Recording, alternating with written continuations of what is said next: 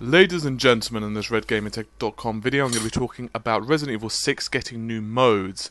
Capcom have announced that Resident Evil 6 will be getting some post-launch downloadable content.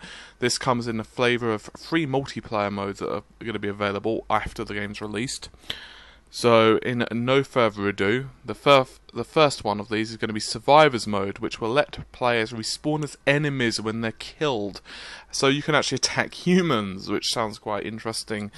But you can kill 2 people and then you respawn as human and so forth. And the last man or team standing wins.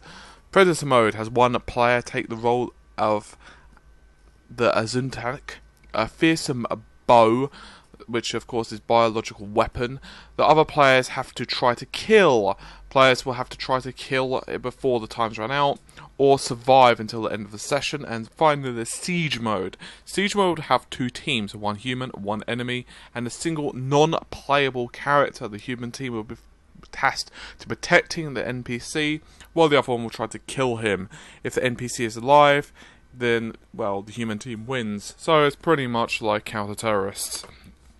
So, before I get into this any further, it's also been announced that as far as we know, Capcom have said that it's a timed exclusive for the 360, and at the time they cannot make comments on other platforms. Yeah, that's annoying. Now, I know some people, they don't have a problem with exclusives. I kind of do on this one. I don't particularly think it's going to be an amazing piece of DLC or anything, and you can certainly access it. I have more of a problem with single-player content being locked, but in this, I still think it's a bit of a pain in the ass. Furthermore, there's another bit of news that obviously because it's post-launch, there's a good probability, although it's not been confirmed as far as I'm aware, that we're probably going to have to pay for it. People are still kind of pissed at Capcom because of the whole Street Fighter vs Tekken thing. So we're going to have to see how the market reacts to that. The PC version, as you know, is going to be released after the console version, which is kind of irritating for those of us who did want to play it originally on PC. I'm probably going to end up coughing up, to be honest, and buying it on the PS3, simply because I don't really want to wait. Anyway, all of the 3 modes will be trackable via ResidentEvil.net, which is a stat tracking service Capcom have announced last month. So, also Capcom will release a demo later this month featuring content from 3 of the game's 4 campaigns. So, I'm pretty sure a lot of you are going to be really looking forward to that one. As I said previously, probably going to end up picking this one up on PS3 as well as PC, which is a pain in the butt, particularly because of the price of trading games.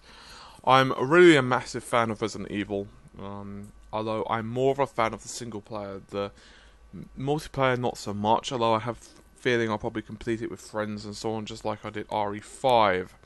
So yeah, whether it's going to be the content that's going to be on the disc, or whether it's going to be, well, downloadable content in the truest sense of the form.